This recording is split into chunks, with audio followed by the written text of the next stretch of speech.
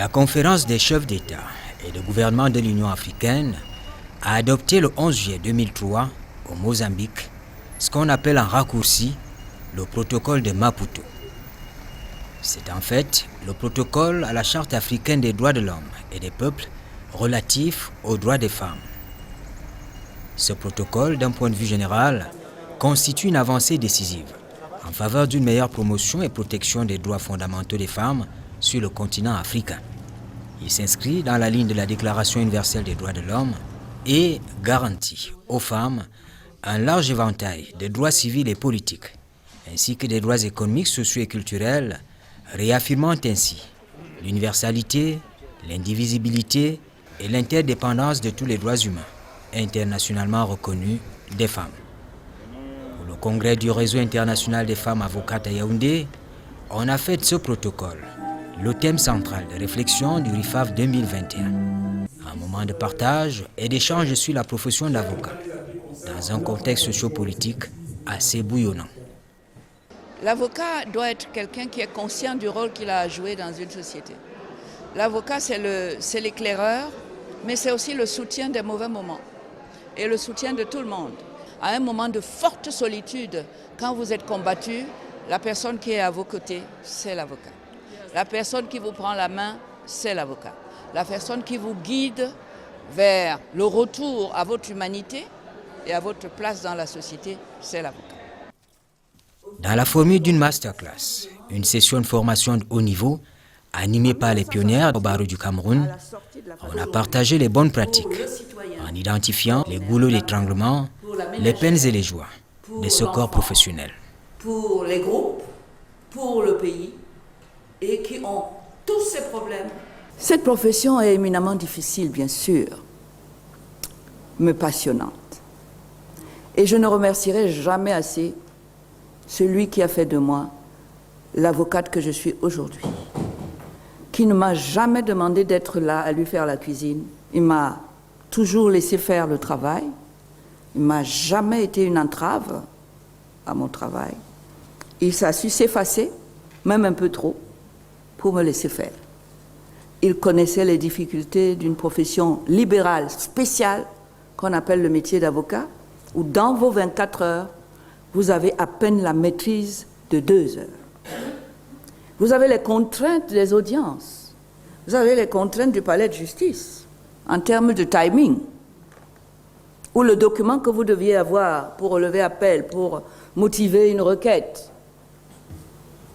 mais où vous devez continuer à sauvegarder les intérêts de vos clients qui comptent sur vous. Où vous n'avez jamais la possibilité de dire à quelqu'un « Ah, j'ai oublié de faire appel, de relever appel dans les délais. » C'est ça aussi l'avocate. C'est ça la femme. Parce que les intérêts sont importants, sont de taille. Et donc, après ce facteur travail, ce travail consiste à être cultivé. Vous devez suivre l'information, minute by minute, intégrer les éléments de l'actualité dans la vision d'un procès, pour voir comment exploiter ce qui se passe, ce que les gens vivent par rapport à la loi, et transposer ça dans vos écritures et aussi dans vos plaidoiries. Parce que le juge a peut-être entendu parler de ça aussi, ça l'a peut-être influencé. Vous devez pouvoir, par le travail que vous faites, lui apporter l'autre lecture de l'événement, qui va dans le sens et de la loi et des intérêts de vos clients.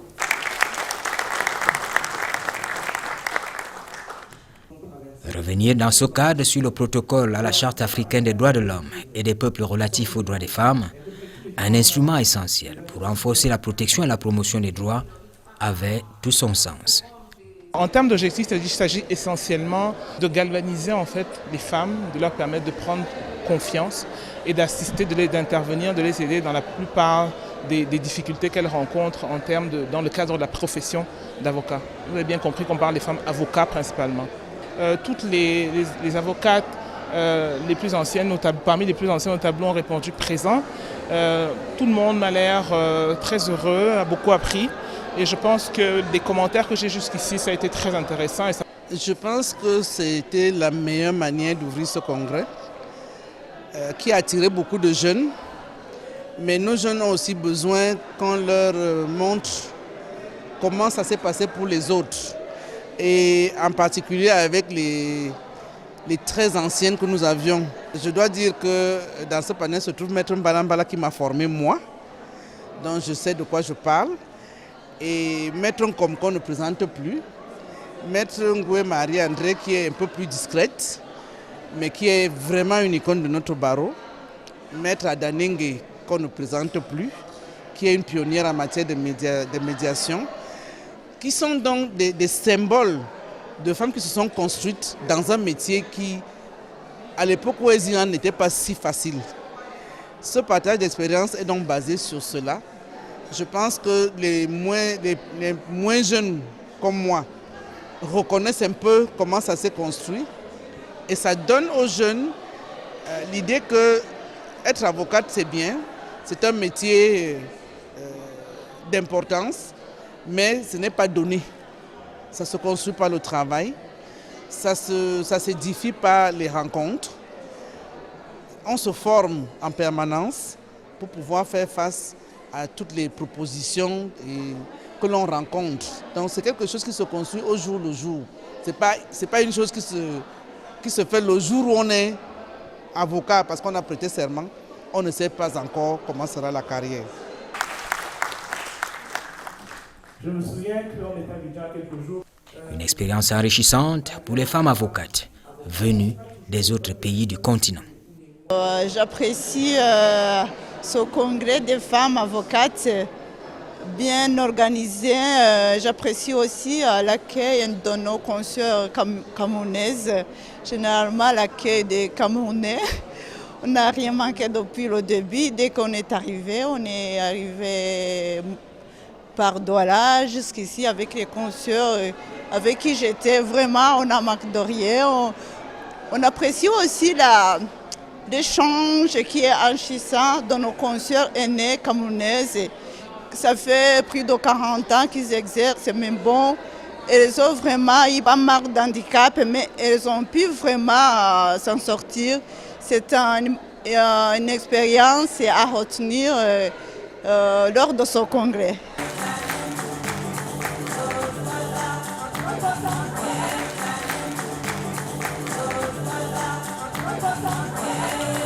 Régulièrement inscrit à un barreau, l'avocat, homme ou femme, conseille en matière juridique, assiste ou représente ses clients en justice. Il faut dire que dans notre contexte, après des études poussées et beaucoup d'acharnement, les femmes doivent sans cesse prouver leurs compétences afin de s'imposer. Dans tous les cas, elles embrassent une filière encore majoritairement masculine. Tout cela nécessite des efforts parfois surhumains.